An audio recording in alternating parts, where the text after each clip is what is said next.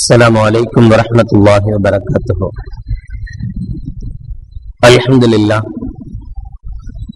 لله نحمده ونستعينه ونستغفره ونعوذ بالله من شرور أنفسنا ومن سيئات أعمالنا.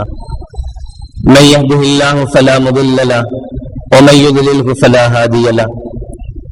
ونشهد أن لا إله إلا الله وحده لا شريك له ونشهد أن محمدا عبده ورسوله. اللهم صل على سيدنا مولانا محمد طب القلوب ودوائها وعافية الأبدان وشفائها ونور الأبصار وضيائها وعلى آله وصحبه وسلم. أما بعد، فقد قال الله تعالى في القرآن العظيم والفرقان المجيد: أعوذ بالله من الشيطان الرجيم. بسم الله الرحمن الرحيم. هن لباس لكم وأنتم لباس لهن. قال النبي صلى الله عليه وسلم: أحسنه خلقا مع أهله، أو كما قال عليه الصلاة والسلام. صدق الله العظيم وصدق رسوله النبي الكريم. سبحانك لا علم لنا إلا ما علمتنا إنك أنت العليم الحكيم. رب اشرح لي صدري ويسر لي أمري واحلل عقدة من لساني يفقهوا قولي. புகழ் அனைத்தும் அல்லாஹ் ஒருவனுக்கு உரித்தாகட்டுமாக. ஸலாத் என்னும் கருணையும் சலாம் என்னும் ஈடேற்றமும் ஈருலக சர்தார் எம்பெருமானார் ரசூலே கரீம் ஸல்லல்லாஹு அலைஹி வஸல்லம் அவர்கள் மீதும் அவர்களுடைய அடிச்சுவடுகளை கடுகளவும் பிசகாது வாழ்ந்து வந்த உத்தம சத்திய சஹாபாக்கள், தாபியீன்கள், தபா தாபியீன்கள், நபிமார்கள், வலிமார்கள், ஷஹீதுகள் மற்றும் நம் அனைவர்கள் மீதும் ஏனைய இஸ்லாமியர்கள் மீதும் என்றென்றும் நிலவட்டுமாக. ஆமீன்.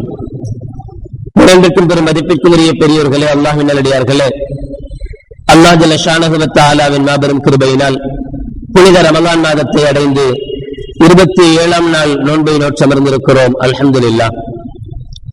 இன்று கொடுக்கப்பட்டிருக்கிற தலைப்பு குடும்பவியல் சட்டங்கள். அல்லாஹ் ஜல்ல ஷானஹு வ தஆலா தன் அருள்மறையாம் திருமறையில் குடும்பத்தை சீராக சிறப்பாக நடத்துவதற்கு ஒற்றை வரியிலே ஒரு அழகான வார்த்தையை சொல்வான். அது மணமக்களுக்கு வாழ்த்தாகவும் மனம் முடித்தவர்களுக்கு சீரான வாழ்க்கை நடைபெறுவதற்குண்டான வழிமுறையாகவும் இருப்பதை பார்க்க முடியும். ஹுன்ன லிபாசுல்லக்கும் வ அன்தும் லிபாசுல்லஹுன்ன. பெண்கள் ஆண்களின் ஆடை, கணவன் மனைவி கணவருக்குரிய ஆடை, கணவன் மனைவிக்குரிய ஆடை என அல்லாஹ் ஜல்ல ஷானஹு வ தஆலா சொல்லுவான். உடலும் உடையும் போல வாழ்க என்பதை போல அந்த வாழ்த்திருக்கும். இந்த ஒற்றை வரியிலே அல்லாஹ் ஜல்ல ஷானஹு வ தஆலா பல ரகசியங்களை அடக்கி வைத்திருக்கிறான். வாழ்வாதாரத்திற்குண்டான, சந்தோஷத்துக்குரிய வாழ்க்கைக்குண்டான அனைத்து வழிகளையும் அல்லாஹ் ஜல்ல ஷானஹு வ தஆலா இங்கே அடக்கம் செய்திருக்கிறான். காரணம், ஒரு ஆடை என்பது ஒரு மனிதனுக்கு அவன் பிறந்தது முதற்கொண்டு அவன் இறந்தது வரை மட்டுமல்ல, இறந்த பிறகும் அவனோடு சேர்ந்து இருக்கக்கூடியது. ஒரு திருமண பந்தம் என்பதும் ஒரு குடும்ப உறவு என்பதும் இப்படி இணைந்ததாக இருப்பதையே அல்லாஹ் விரும்புகிறார். இப்படி இணைந்ததாக இறுதி வரை கண்மணி நாயகம் ஸல்லல்லாஹு அலைஹி வஸல்லம் சொன்னதை போல நீங்கள் மறுமையிலேயும் இவ்வுலகத்தில் யாரோடு இணைந்து வாழ்ந்தீர்களோ அவர்கள் நீங்கள் இருவர்களும் சுவர்க்கவாதிகளாக இருந்தால் இருவரும் சொர்க்கத்திலேயும் இணைந்திருக்கலாம். இருக்கிற வேதனை போதாது அங்க வேறையா என்றெல்லாம் நினைக்க வேணாம். அதையும் நபிகள் நாயகம் ஸல்லல்லாஹு அலைஹி வஸல்லம் அவர்கள் சொல்லுவார்கள், மறுமையை பொறுத்தவரை ஒன்று இந்த உலகத்தில் அவங்க வாழும்போது 80 வயசு தான் இருந்ததுன்னு சொன்னாலும் மறுமையில் அவர்கள் இளம் கன்னிகளாக மாற்றப்பட்டே உங்களிடத்தில் ஒப்படைக்கப்படுவார்கள். இங்கு அழகு குறைந்தவர்களாக இருப்பேன், அழகு அதிகரிக்கப்பட்டவர்களாகவே உங்களிடத்தில் ஒப்படைக்கப்படுவார்கள். இங்கு அவர்களுடைய பல குணங்கள் உங்களுக்கு பிடிக்காது போயிருப்பேன், அங்கே உங்களுக்கு பிடித்தமான குணங்களோடு அவர்களை நீங்கள் பெற்றுக் கொள்வீர்கள். உங்களுக்கு சந்தோஷத்தை தருவதற்குத்தான் சொர்க்கமே தவிர அங்கேயும் அதாபப்படுவதற்கல்ல, அங்கேயும் வேதனைப்படுவதற்கல்ல. எனவே இந்த மனைவி உங்களுக்குரியவளாக மாற்றப்பட்டு உங்களிடத்தில் ஒப்படைக்கப்படுவாள். நீங்கள் என்ன விரும்புகிறீர்களோ, எப்படி இருந்தால் நன்றாக இருக்கும் என்று நினைப்பீர்களோ அந்த அளவுக்குண்டான மனைவியாக அவள் உங்களிடத்தில் ஒப்படைக்கப்படுவாள் என கண்மணி நாயகம் ஸல்லல்லாஹு அலைஹி வஸல்லம் சொல்வார்களே. அதுபோல இந்த குடும்ப உறவு எங்கே ஆரம்பிக்கிறதோ அங்கிருந்து மறுமை வரைக்கும், சொர்க்கம் வரைக்கும் இணைகிற ஒரு இணைப்பு என்பதை அல்லாஹ் ஜல்ல ஷானஹு வ தஆலா இந்த வார்த்தையில் சொல்லுவார். சாதாரணமாக ஆடைகள் என்பது நம்முடைய குறைகளை மறைக்கிற ஒன்றாக பயன்படுகிறது. ஒரு வெள்ளை ஆடையை உடுத்துக் கொண்டால் நம் உள்ள இருக்க எவ்வளவோ குறைகளை எல்லாம் அது மறைத்து வெளியில நம்மள பளிச்சுன்னு காட்டுது, உத்தமனாக காட்டுது. ஆனா உள்ளுக்குள்ள எவ்வளவு அசிங்கங்கள், காயங்கள், தழும்புகள் எவ்வளவு இருந்தாலும் அதை இந்த ஆடை முழுவதுமாக மறைத்து வெளியிலே நல்லவனையாக காட்டுவதைப் போல குடும்ப உறவு, கணவன் மனைவி என்கிற இந்த உறவும் இப்படிப்பட்டதாக இருக்க வேண்டும். தங்களுக்குள் இருக்கிற குறைகளை மறைத்து வெளி உலகுக்கு ஒரு மனைவி தன்னுடைய கணவனை உத்தமனாக காட்ட வேண்டும், ஒரு கணவன் தன்னுடைய மனைவியை உத்தமியாக காட்ட வேண்டும். அதை விடுத்து சின்ன சின்ன பிரச்சனைகளுக்கெல்லாம் பஞ்சாயத்து வைக்க கூடாது. சின்ன சின்ன பிரச்சனைகள் எல்லாம் ஊரே தெரிஞ்சுக்கிற மாதிரி வெளிப்படுத்தக்கூடாது. நமக்குள் இருக்கிற சிறு சிறு ஊழல்களை நமக்குள்ளேயே தீர்த்துக் கொள்ள வேண்டும் என்பதையும் அல்லாஹ் ஜல்ல ஷானஹு வ தஆலா இங்கே சொல்லுவார். ஆடைகள் என்றால் அழுக்குகள் படியத்தான் செய்யும். டிரெஸ் போடுறதே எதுக்கு அப்படின்னா நம்மளுடைய தோல்ல அழுக்குப்படாம இருக்கணுங்கிறது தான் டிரெஸ் போட்டுக்கிறோம்.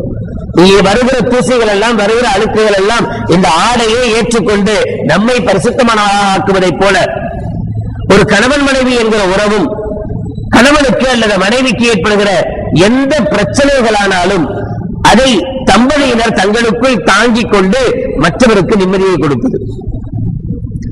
கண்மணி நாயகம் ஸல்லல்லாஹு அலைஹி வஸல்லம் அவர்கள் சொல்வார்களே, ஒரு சஹாபி நீண்ட நாளைக்கு பிறகு வீடு திரும்புகிறார். போர்க்களத்தில் போரில் இருந்துவிட்டு, ஜிஹாதில் இருந்துவிட்டு நீண்ட நாட்களுக்கு பிறகு வீடு திரும்புகிறார். அவருடைய மனைவி அவர்களை உபசரித்து முதல் நாளாக வந்திருக்கிறார், ரொம்ப காலத்துக்கு பின்னாடி வந்திருக்கிறார்.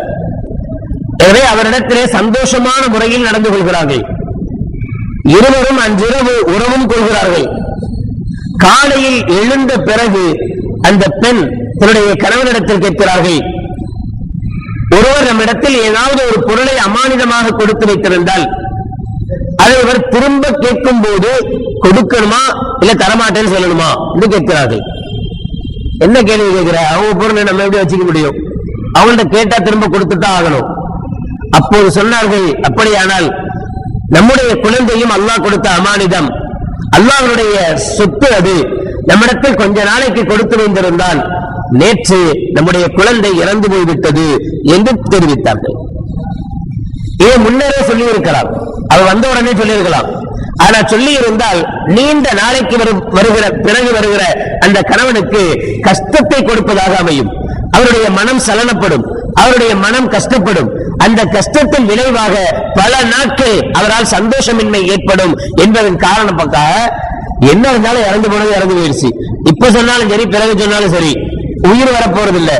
ஆனால் நம்முடைய கணவனுக்குண்டான கடமையை முதல்ல முடிப்போம், அவரை திருப்திப்படுத்துவோம் என்கிற விதத்தில் கணவனை திருப்திப்படுத்திய பிறகு இந்த பெண் தன்னுடைய விஷயத்தை, குழந்தை இறந்து விட்டது என்கிற விஷயத்தை தன்னுடைய கணவனத்தில் சொல்கிறார்கள் என்றால், இப்படி தங்களுக்குள் இருக்கிற எந்த பிரச்சனையானாலும் அதை வலியை, அந்த உள்வலியை தான் வாங்கிக் கொண்டு பிறரை சந்தோஷப்படுத்துவது. எவ்வளவோ பிரச்சனைகள் இருக்கத்தான் செய்யும், எல்லாத்தையும் கொண்டாடிட்டு உட்கார்ந்து விளாவரியா வளர்ந்துட்டு இருக்க கூடாது.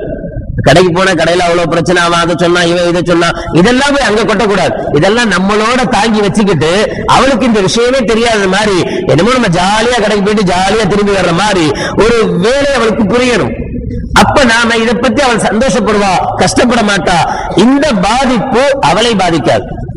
அதே மாதிரி ஒரு மனைவி தன் வீட்டுக்குள் நடக்கிற எந்த பிரச்சனையாக இருந்தாலும், மாமியார் கொஞ்சம் பிரச்சனை பண்றாங்க, மச்சி கொஞ்சம் பிரச்சனை பண்றா, எந்த விஷயங்களாக இருந்தாலும் எல்லாத்தையும் கணவன் வந்தோன்னு உட்கார்ந்து பட்டியல் போடக்கூடாது. இதெல்லாம் எல்லா வீட்லயும் இருக்கிறது தான் விடு என்று இதை விட்டுவிட்டு கணவன் நம்மை பார்த்தால் என் வீட்டுல என் பொண்டாட்டி சந்தோஷமா இருக்கிறா அப்படின்னு நினைக்கிறோம். இந்த சந்தோஷத்தை கொடுக்க நான் முயற்சி பண்ணணுமே தவிர அவனை கஷ்டப்படுத்துவதற்கு, அவனை துன்பப்படுத்துவதற்கு, வேதனைப்படுத்துவதற்கு நான் காரணமாயிடக் கூடாது என்று ஒரு பெண் நினைக்கிறோம். இப்படியே தங்களுக்கு வருகிற இந்த அழுக்குகளை தானே சுமந்து கொண்டு தன்னுடைய கணவனை, தன்னுடைய மனைவியை பரிசுத்தப்படுத்த வேண்டும் என்கிற அற்புதமான ஒரு வழியையும் அல்லாஹ் ஜல்ல ஷானஹு வ தஆலா இதிலே சொல்லி காட்டுவார். இப்படி பல விஷயங்கள் இந்த ஒற்றை வரியிலே அல்லாஹ் ஜல்ல ஷானஹு வ தஆலா சொல்லி இருக்கும் போது கண்மணி நாயகம் ஸல்லல்லாஹு அலைஹி வஸல்லம் இடத்திலே கேட்கப்பட்டது, ஐயுல் முஃமினீன அக்மலு ஈமானா, பெருமானார் ஸல்லல்லாஹு அலைஹி வஸல்லம் அவர்களே, பரிபூரணமான ஈமானுடைய மனிதர் யார்? ஸல்லல்லாஹு அலைஹி வஸல்லம் சொன்னார்கள், அஹ்ஸனுஹும் குலுகன் மஅ அஹ்லிஹி, தன்னுடைய மனைவியோடு நல்ல முறையில் நடந்து கொள்ளக்கூடியவன் என கண்மணி நாயகம் ஸல்லல்லாஹு அலைஹி வஸல்லம் சொன்னார். தன்னுடைய மனைவியோடு நல்ல முறையில் நல்ல குணத்தோடு நடந்து கொள்ளக்கூடியவன் தான் உண்மையிலேயே பரிபூரணமான ஈமானுக்கு சொந்தக்காரன் என சொல்வார்கள். ஒரு மனிதர் உமர் ரலியல்லாஹு தஆலாவுடைய ஆட்சி காலத்தில் அன்னரஜுலன் ஜாயிலா உமர் யஷ்கு இலைஹி ஜௌஜத்தஹு, தன்னுடைய மனைவியை பத்தி ரிப்போர்ட் பண்றதுக்காக கலீஃபாட்ட வர்றார், ஜனாதிபதிட்டு வர்றார்.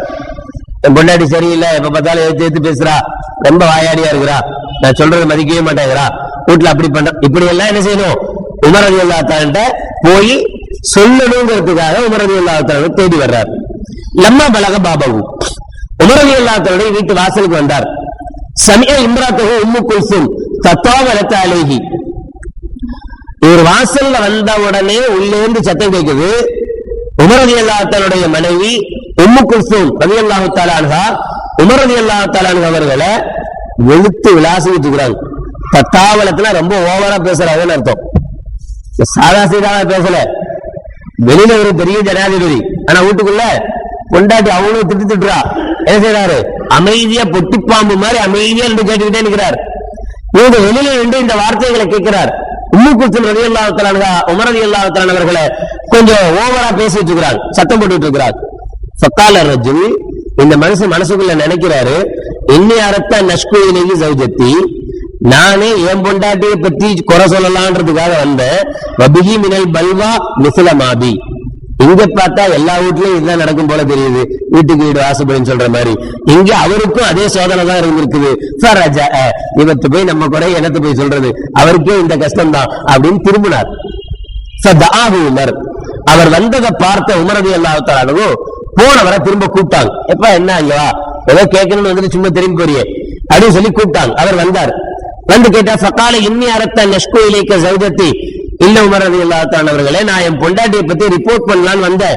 ஃபலம்மா சமிஅத்து மின் ஜௌஜத்திக்க மா சமிஅத்து ரஜஅத்து, ஆனா உங்க மனைவி உங்களை சொன்ன வார்த்தைகளை கேட்ட பிறகு இதை நான் உங்கள்கிட்ட சொல்ல வேண்டிய அவசியம் இல்லைன்னு திரும்பி போய்கிட்டு இருக்கேன் அப்படின்னு சொன்னார். அப்ப உமர் ரலியல்லாஹு தஆலா சொன்னாங்க, இன்னி அத்தஜாவஸு அன்ஹா லி ஹுக்கூகின் லஹா அலைய, உண்மைதான் அவன் அதிகமா பேசத்தான் செஞ்சா, கொஞ்சம் ஓவரத்தான் பேசிட்டா, இப்படி பேசியிருக்க கூடாது, ஆனாலும் நான் சகிச்சுக்கிட்டேன், நான் பொறுத்துக்கிட்டேன். ஏன் பொறுத்துக்கிட்டேன் அப்படின்னா, எனக்கு அவள் செய்கிற உதவிகள் இருக்கு ரொம்ப அதிகம்.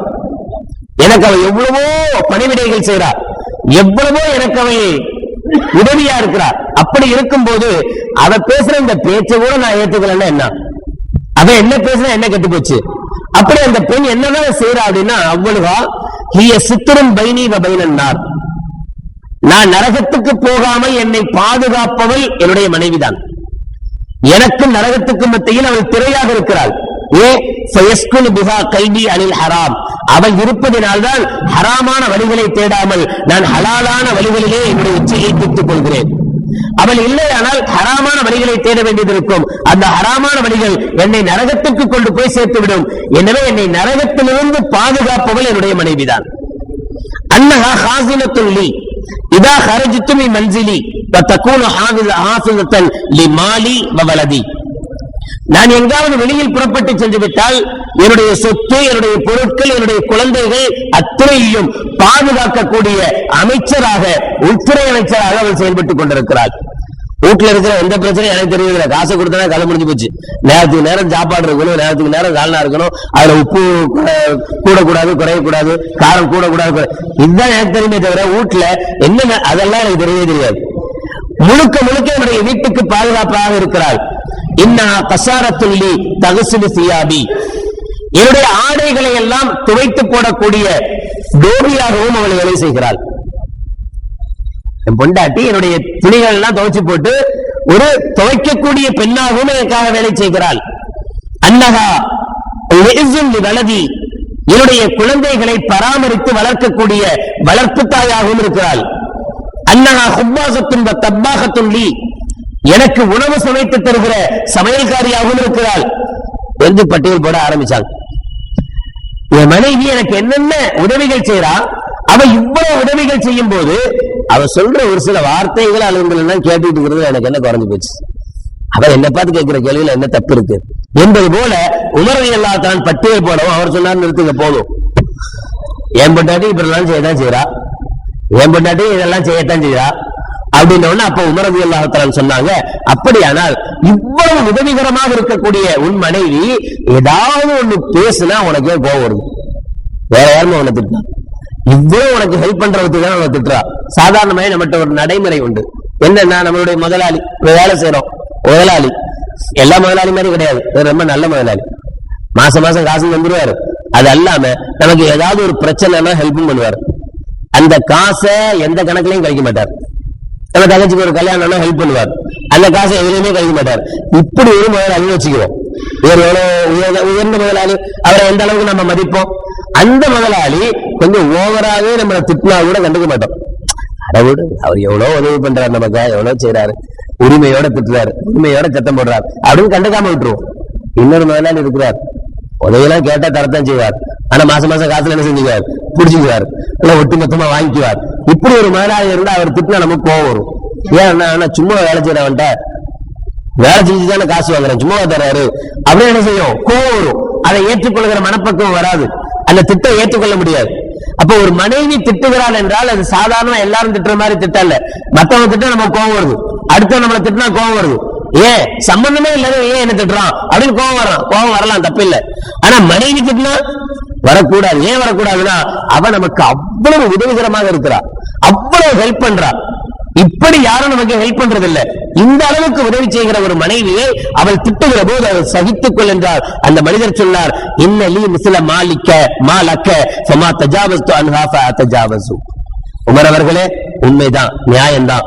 வெளியில் நீங்க ஜனாதிபதியா இருந்தாலும் உன்னைய பூனையா இருக்கிறது நியாயம்தான், நானும் இனி அப்படியே நடந்துக்கிறேன் அப்படின்னு சொல்லிட்டு போனதாக நிகழ்வுகள் சொல்லும். கவிஞ நாயகம் ஸல்லல்லாஹு அலைஹி வஸல்லம் சொல்லுவாங்க, அர்பஉ நஃபகாத்தின் லா யுஹாஸபுல் அப்து பிஹா யௌமல் கியாமா. நீங்கள் செலவழிக்கக்கூடிய செலவினங்கள் எல்லாவற்றுக்கும் உங்களுக்கு கேள்வி கணக்கு உண்டு. எல்லாத்துக்கும் அல்லாஹ் கேள்வி கேட்பான். எவ்வளவு சம்பாதிச்ச, எவ்வளவு செலவு பண்ண, எந்த வழியில் செலவு பண்ண, எல்லாத்தையும் அல்லாஹ் கேள்வி கணக்கு கேட்பான். ஆனா 4 விஷயங்கள் நீங்கள் செலவு செய்த செலவுகளை பற்றி அல்லாஹ் ஜல்ல ஷானஹு வ தஆலா மறுமையில் கேள்வி கணக்கே கேட்க மாட்டான். நீங்க எவ்வளவு செலவழித்தாலும் தகும். ஒண்ணு, நஃபகத்துஹு அலா அபவைஹி, உங்களுடைய பெற்றோருக்காக நீங்கள் செலவு செய்யக்கூடிய செலவு. 85 வயசு ஆயிடுச்சு, படுத்த படுக்கையா இருக்கிறாங்க, மூச்சு அங்க இங்கேயும் வாங்கிட்டு இருக்கு.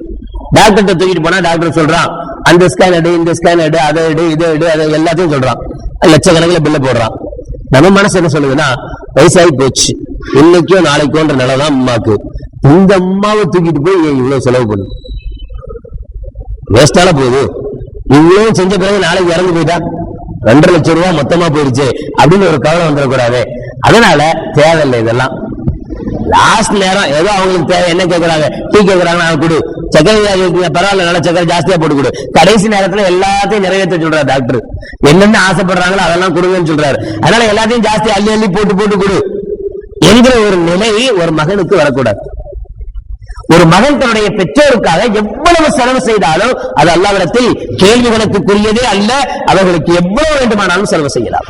வனஃபகத்துஹு அலா இஃப்தாரிஹி, நோன்பு திறப்பதற்காக செலவு செய்வது. வனஃபகத்துஹு அலா சுஹூரிஹி, நோன்பு வைப்பதற்காக செலவு செய்வது.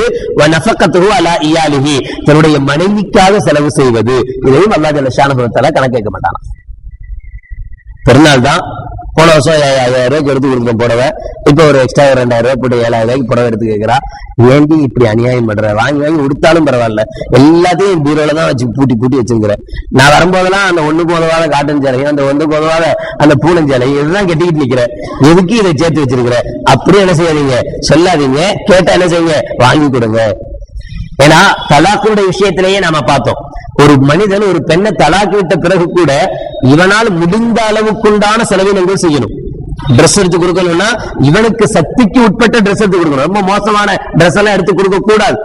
அதுக்காக வேண்டி அவள் இஸ்லாத்தின் மார்க்கத்தில் அனுமதிக்கப்படாத ஆடைகளை கேட்டா அதையும் வாங்கி கொடுக்கணும்னு அவசியம் இல்லை.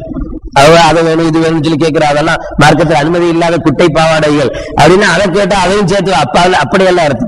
மார்க்கத்திற்கு உட்பட்டு அவள் என்ன கேட்டாலும் என்ன செய்யுங்க, வாங்கி கொடுங்க. அதை என்ன செய்யாதீங்க, கணக்குல எழுதி வைக்காதீங்க. அல்லாவே அதுக்கு கணக்கு வைக்க மாட்டோம், நீங்க அதை கணக்குல சேர்த்துக்கிறீங்க.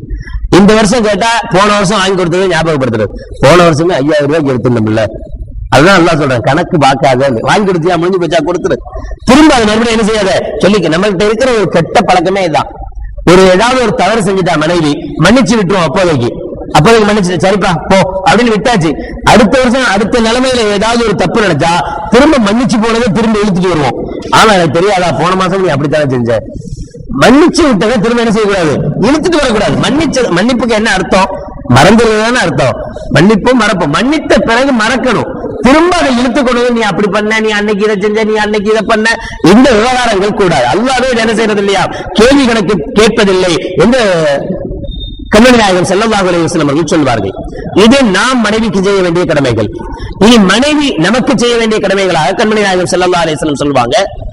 ஒரு பெண் நபிகள் நாயகம் ஸல்லல்லாஹு அலைஹி வஸல்லம் இடத்தில் வந்து கேட்கிறாள்.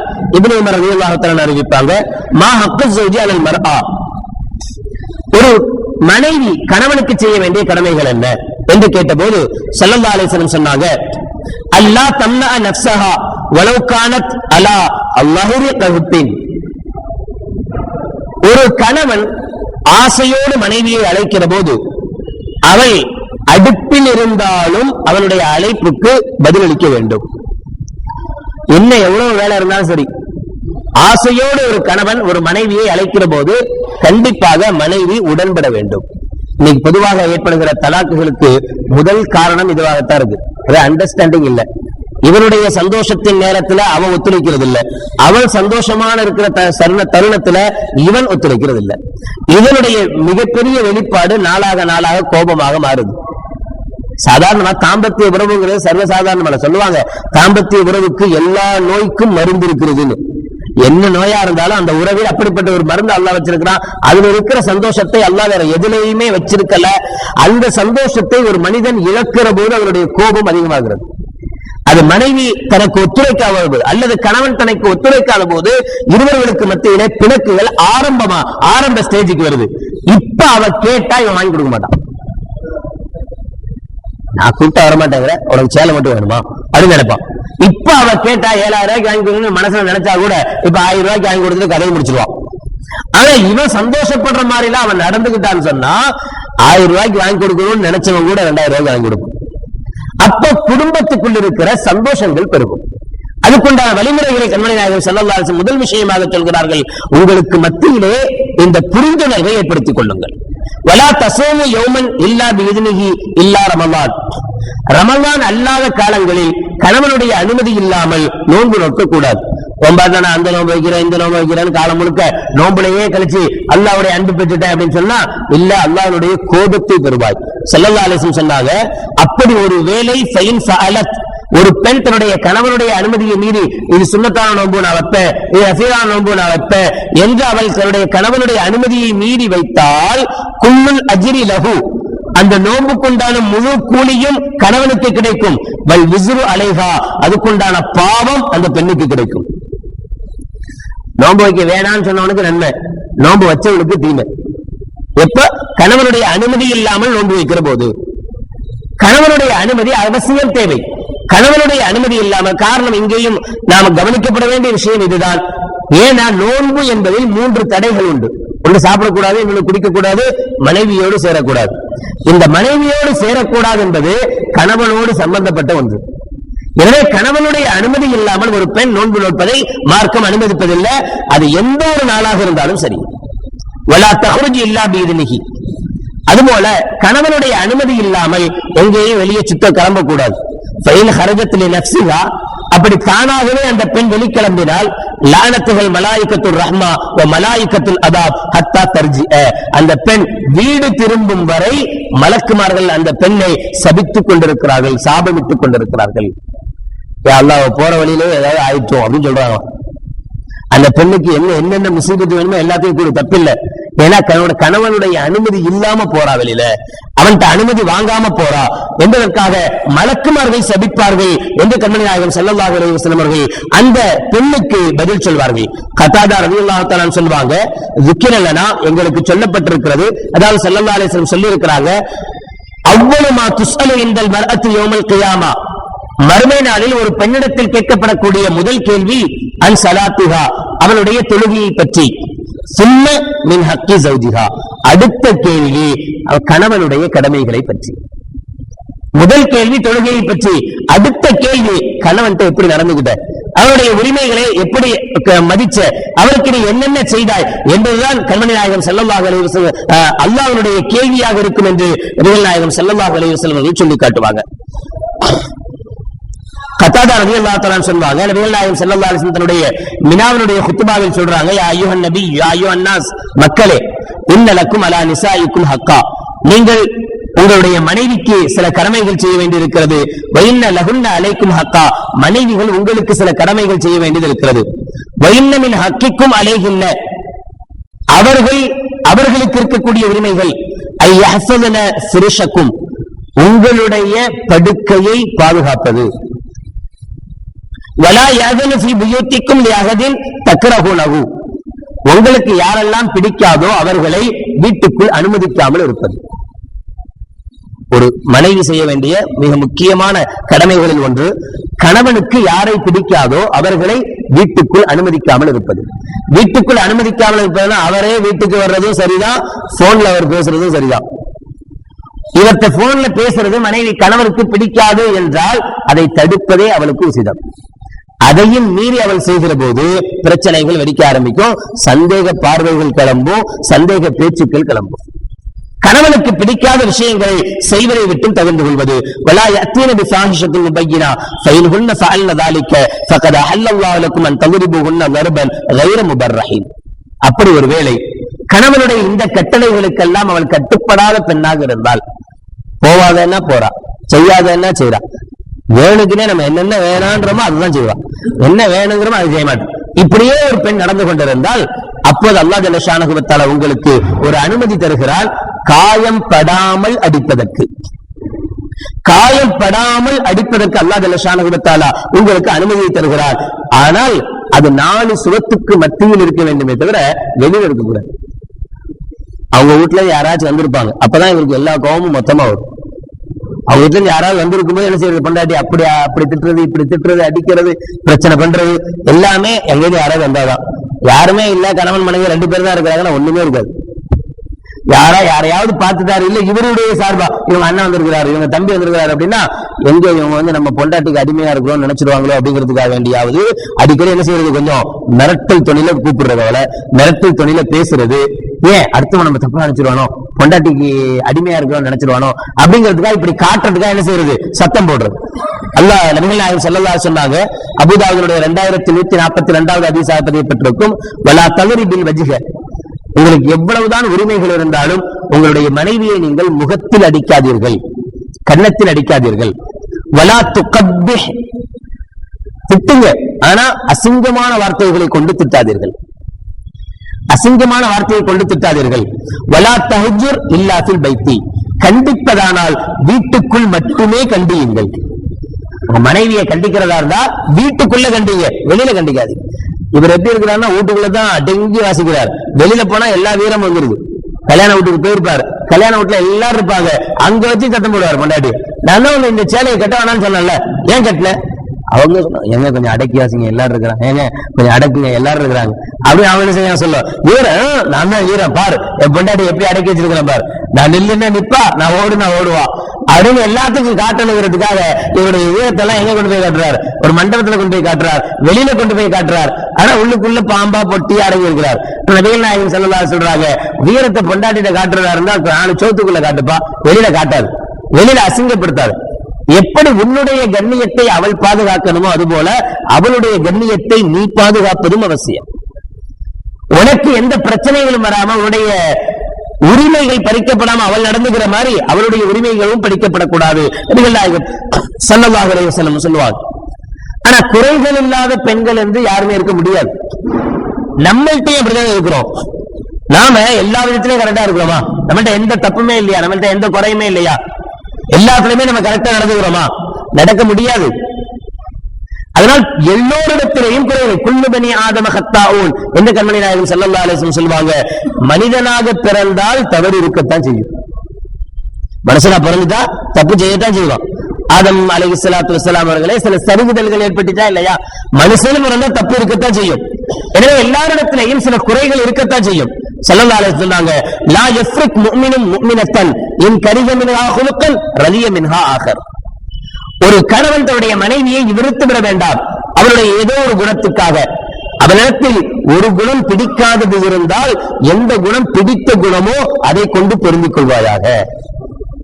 சொல்லுவோம், சாப்பாடே என்ன சரியே இல்லை, அவங்க அம்மா எப்படித்தான் வளர்த்தாங்கன்னு தெரியல, சோறாக்குறதுக்கே கத்து கொடுக்கல போல தெரியுது, சால்னா வைக்கிறா, என்ன சால்னாவா இது, தண்ணியா இருக்கு. பக்கத்து வீட்டுல என் ஃப்ரெண்ட் இருக்கான் பார், அவ பொண்டாட்டியே சால்னா வைக்கிறா, எவ்வளவு டேஸ்டா இருக்கு தெரியுமா. அவன் வீட்டுக்கு போனேன், அங்க போய் சாப்பிட்டேன், எவ்வளவு அருமையா சமைக்கிறாங்க தெரியுமா. இப்ப சமையல்ல எல்லாத்துக்கும் ஒரே மாதிரி இருக்காது. ஒரு சிலருடைய கைப்பக்குவம் ரொம்ப நல்ல டேஸ்டா இருக்கும், ஒரு சிலருடைய கைப்பக்குவம் கொஞ்சம் ஒரு மாதிரியா இருக்கும். இப்ப சமைக்க தெரியலத்தான், ஆனாலும் இவரே சொல்லுவாரு, சமையல்ல கொஞ்சம் அப்படி இப்படி இருந்தாலும் குடும்பத்தை அனுசரிச்சு போறதுல என் முன்னாடி அடிச்சுக்க முடியாது.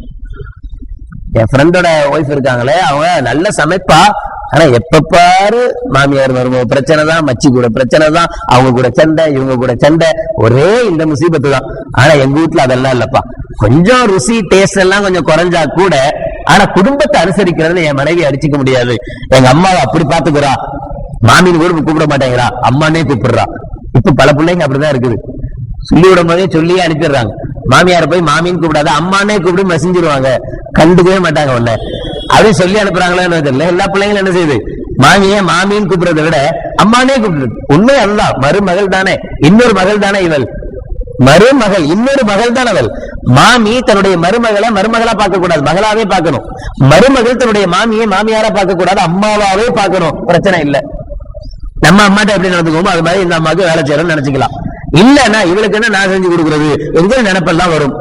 இப்ப சில பெண்களிடத்துல சில குறைகள் இருக்கும், ஆனா வேறு சில நல்ல குணங்கள் இருக்கும். ஸல்லல்லாஹு சொல்றாங்க, எந்த குணம் சரியில்லையோ அதை வந்து விட்டுரு, எந்த குணம் நல்லா இருக்கோ அதை நினைச்சு பாரு, அதை நினைச்சு சந்தோஷப்படு. அங்கெல்லாம் அவங்கள பாக்குறோம், இவங்கள பாக்குறோம், அவங்கள பாக்குறோம், எப்படி எல்லாம் நடந்துக்கிறாங்க. ஆனா நம்ம மனைவிட்டு அந்த குணம்லாம் இல்ல, அவ சாலிகான பிள்ளையா இருக்கிறா, எல்லாமே செஞ்சு கொடுக்குறா அவளுடைய மனைவி.